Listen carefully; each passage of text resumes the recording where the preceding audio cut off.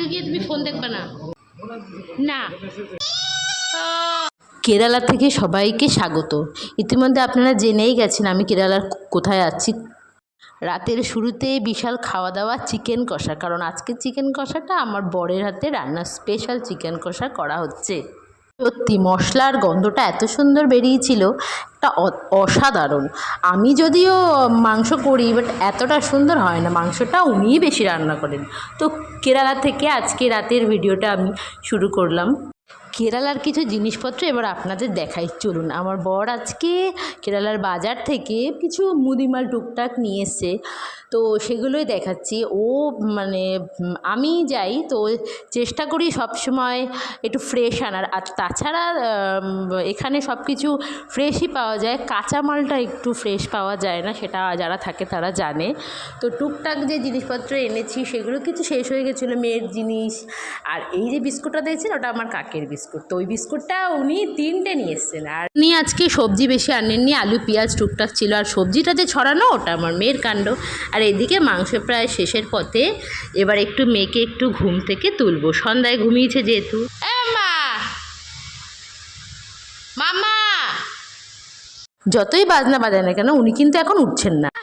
এমা ঘুরতে যাবি, ছাদে যাবি মা, ছাদে এমা ছাদে দেখ না দেখ না, মা ছাদে যাবি।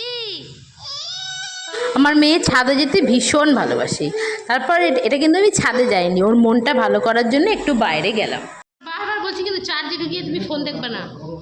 তা গরমের সাথে তোমার ফোনের কি সম্পর্ক? তুমি আগে রাখো ফোনটা। সব সময় দেখে না, এই জন্য একটু ঝগড়া হয় যে উনি চার্জে ফোন দিয়ে দেখবেন, আবার এখানে বলতে এসছেন রাগ করেছি বলে, সেটা আবার বলতে চলো চলো আর দেখবো না, এরকম একটা ব্যাপার। তো এদিকে আমি আমার মেয়েকে জিজ্ঞেস করছিলাম কে ভালো, পাপা না কি আমি? তো ও তো হাত দেখিয়ে, তুমি দেখতেই পাচ্ছ, ওর পাপাকে দেখাচ্ছে, পাপা তো সেই খুশি। তো আমি ওকে বকা দিচ্ছিলাম, দেখুন থাকতে পারবি না, ও ভালো তোর কাছে, ও ভালো হলো, ও আবার হাত দেখাচ্ছে।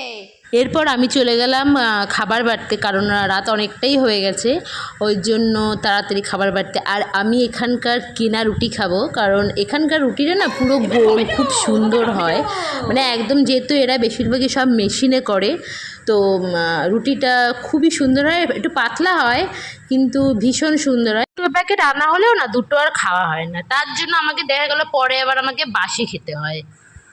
কেরালার বাজার টাজার তো খুবই সুন্দর আর প্রচুর পরিষ্কার, আর জিনিসগুলো সস্তার থেকে বড় কথা হচ্ছে কেরালার জিনিস মানে প্যাকেট করা, পুরো টাটকা, পুরো খুব সুন্দর করে সাজানো গোছানো। আর সত্যি কথা বলতে কেরালার শুধু একটা জিনিস একটু আছে খারাপ, সেটা হচ্ছে বাজারটা, সব কিছু বাজার এখানে টাটকা জিনিস যেটা আমাদের বাংলায় পাওয়া যায় সেটা পাওয়া যায় না।